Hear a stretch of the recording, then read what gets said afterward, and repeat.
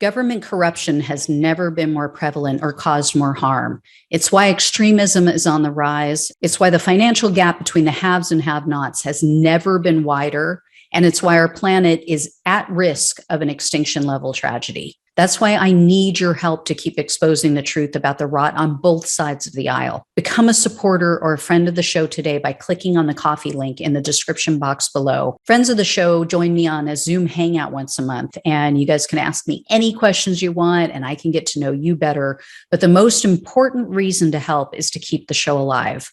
Together, we can and will save our country and our planet. Thanks in advance and enjoy the show. Hey, everyone. Welcome to the show. I have a bunch of updates to share about the raid at Donald Trump's home in Florida. So it was just reported that apparently the Justice Department had issued a subpoena to Donald Trump prior to conducting that search and seizure at his home this week.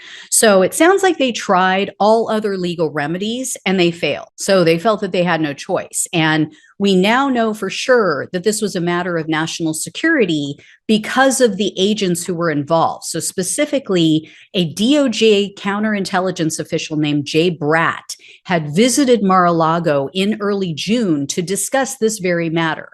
So the documents clearly included information that put our country at risk. And Trump's team is now using the existence of the subpoena as evidence that he was cooperating.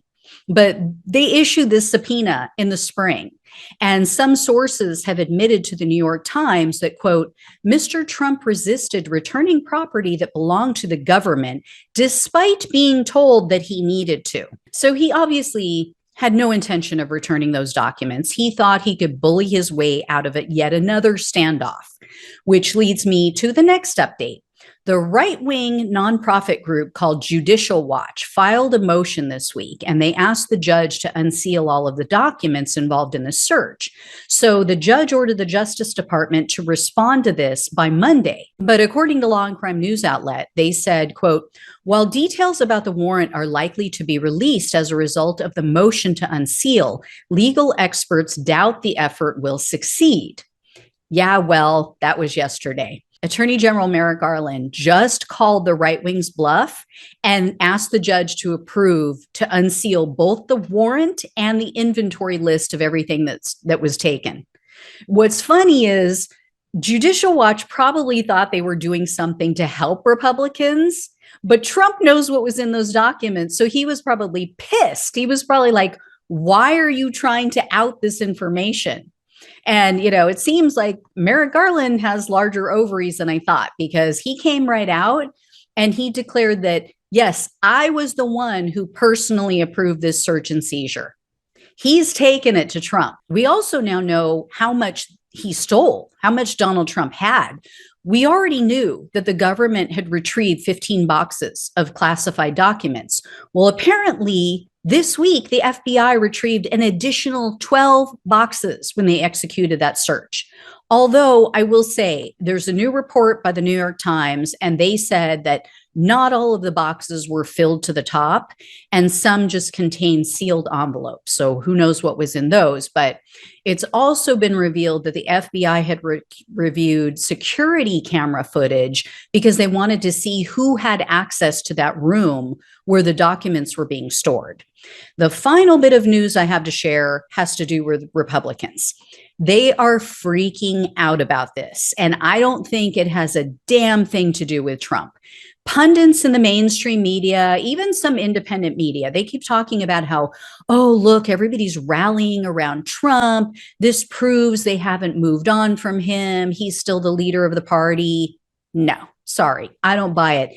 Here's what I think is happening. Here's what I think maybe even went down. Many of these Republican lawmakers have their own culpability, their own liability to consider. I think as the heat gets turned up on Trump, they're realizing if he's not safe, there's no way in hell that we're safe.